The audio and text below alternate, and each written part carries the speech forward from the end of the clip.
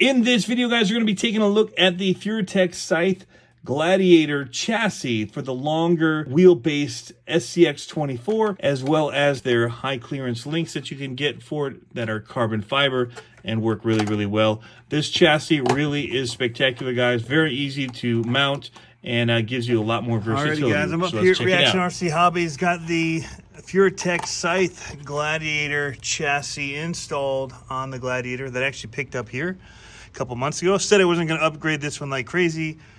It's now, I think, fully upgraded for the most part. It still has a motor in there, but it's not a stock motor. It's a Mofo RC motor and transmission, reef servo, Power Hobby wheels. So yeah, not very stock anymore. I started with the Furitek chassis with this Scythe.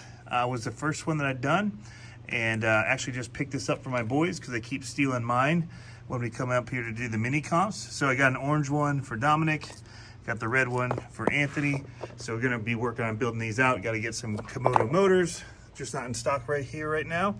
So wait till those come back in stock.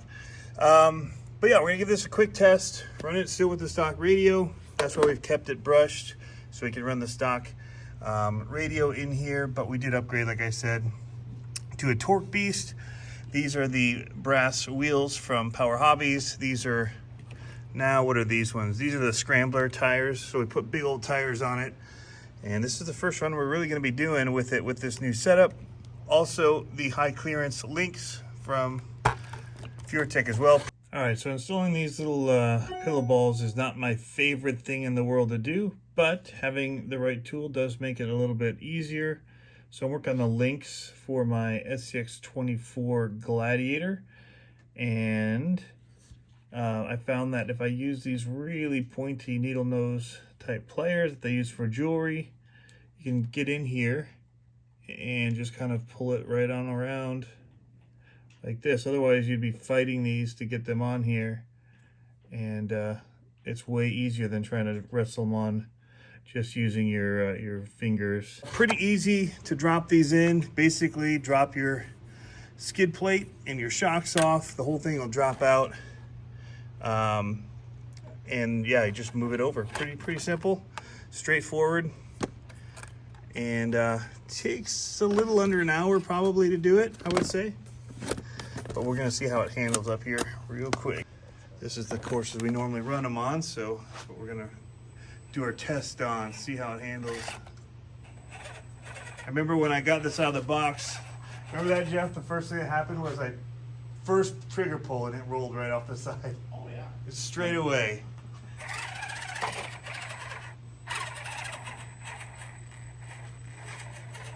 Pretty good twist for stock shocks. It allows you to change your mount angles for your shocks, which gives it a little bit more flex. Ooh, I don't know if I'm gonna make that.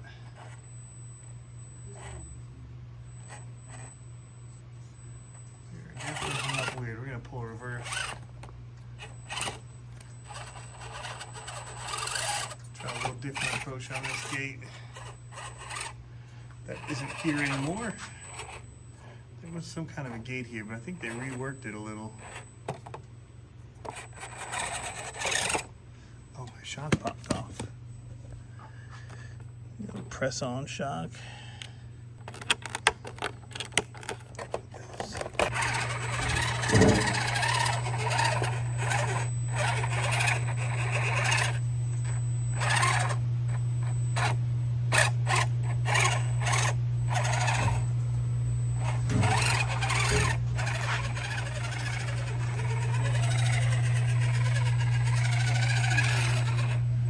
I almost wonder, that stock motor is a little smoother on here. I think it's a little tight with my gear mesh.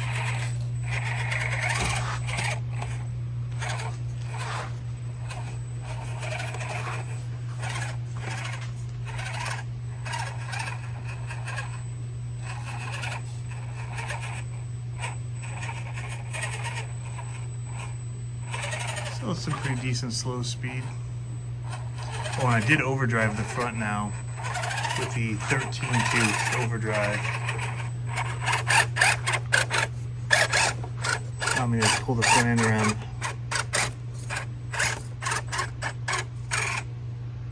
like so.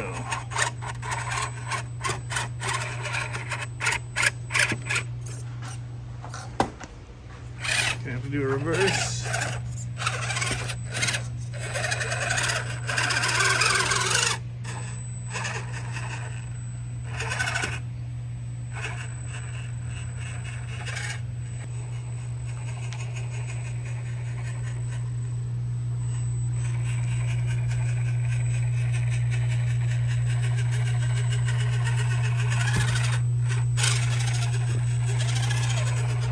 Good.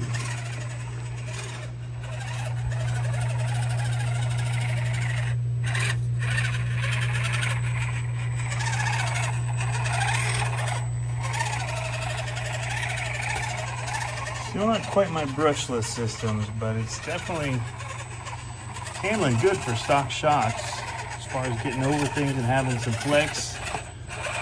This chassis definitely allows those shocks. If you look at the angles on them in here, I've really angled them inward, and so we're getting some decent flex with it.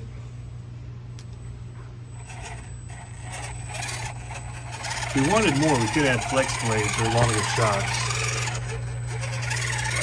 It looks pretty good for this long of a chassis so far.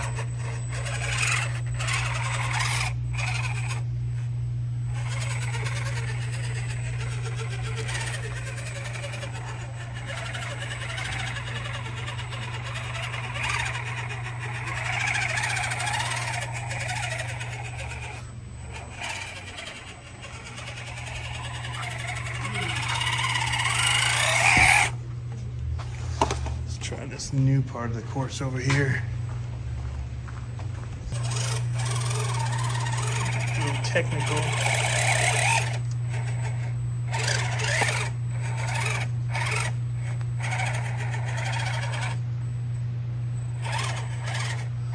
Oh yeah, that's cool.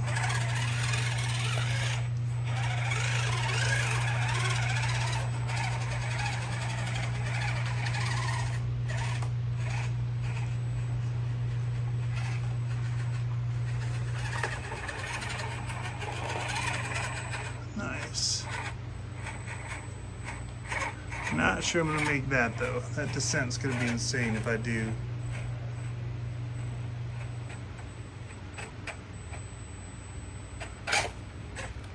Yeah, that's what I thought.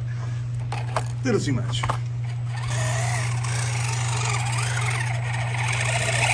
Side where we go more often is this way.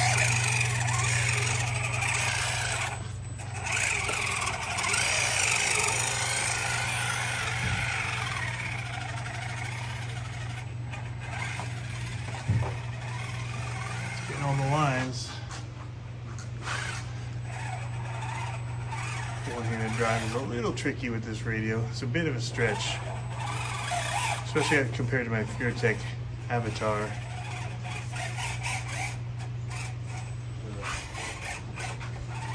Nice hook on that. If I can't climb back up this. Climb up.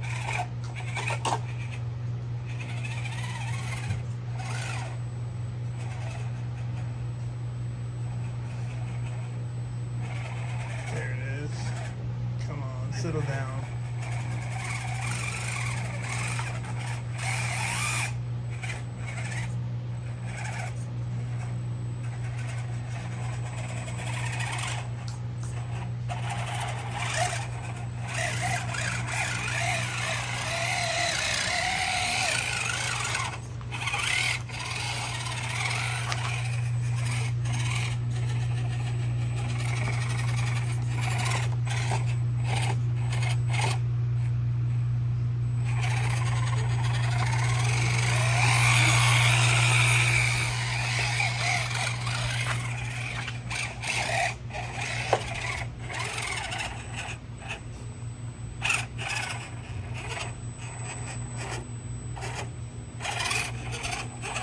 Welcome to the chaos that is the CCxRC workstation, guys. I wanted to show you a little bit more about this truck because I kind of just glanced over it in the beginning before I did the run. But there's some pretty cool stuff that is now included in my SCX24 Gladiator. I did change out the rear shocks early on, and I regret doing that now. I wish I had these stiffer shocks on that come with it stock, but I can't figure out which ones they were. So I'm gonna have to probably just reorder a new set of springs or something. But anyway, taking a look around the outside of it is the RC four-wheel drive scrambler tires I mentioned in the video. I only put the lower high clearance links on, mainly because I was pressed for time and getting this out the door to get up to the track to run it, because I was trying to make this video. There are upper ones which come with it, and they're awesome because it actually does a true four link. As you can see here, those are the front links instead of doing the wishbone. Looking at the bottom, guys, you can see the carbon fiber high clearance links in here, and they definitely give you a lot more room and clearance right here, not coming down at an angle. Very, very roomy underneath there. And I'm sitting pretty low based on the way I set my shocks up. I mean, they're pretty much bottoming out at this point, and there's room for it to expand. But sitting low, and lots of clearance there. These tires really do help. That's why it is still sitting high, because I run these tall tires to give it lots of clearance under the diffs, and I think it works pretty well. So far for me, I've got some Little Guy Racing tires to try out that aren't quite as tall, but are taller than many of the others out there.